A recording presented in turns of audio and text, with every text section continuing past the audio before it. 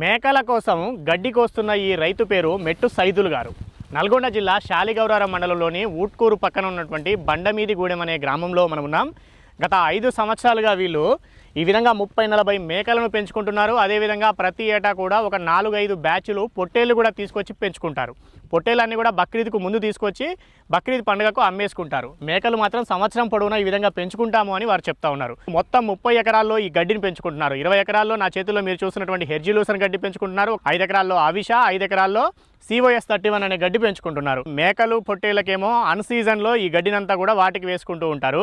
వీటి నుంచి విత్తనాలు తీసుకునే అవకాశం ఉన్న సీజన్లలోనేమో వీటి విత్తనాలు తీసుకొని ఈ గడ్డిని పెంచుకోవాలనుకుంటున్న రైతులకు, అంటే ఆవులు, మేకలు, కోళ్ళు, కుందేళ్ళు ఇట్లా ఏవి పెంచుకున్నా వీటి అవసరం ఉంటుంది కాబట్టి వాళ్ళందరికీ కూడా ఈ గడ్డి విత్తనాలు పంపిస్తున్నాము అనే విషయాన్ని చెప్తా ఉన్నారు. దాంతోపాటుగా వ్యవసాయం చేస్తున్నారు, వరి సాగు చేస్తూ ఉంటారు.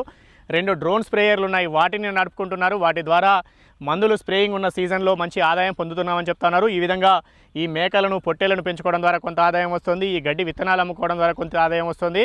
అనేక రకాల మార్గాల్లో అనేక రకాల పనులు చేస్తూ కష్టపడుతూ కొంచెం మంచి ఆదాయమే పొందగలుగుతున్నాం. సంతృప్తిగానే వ్యవసాయం ముందుకు సాగుతోంది అనేది మెట్టు సైదులు గారు చెప్తున్న దాన్ని బట్టి మనకు తెలుస్తోంది.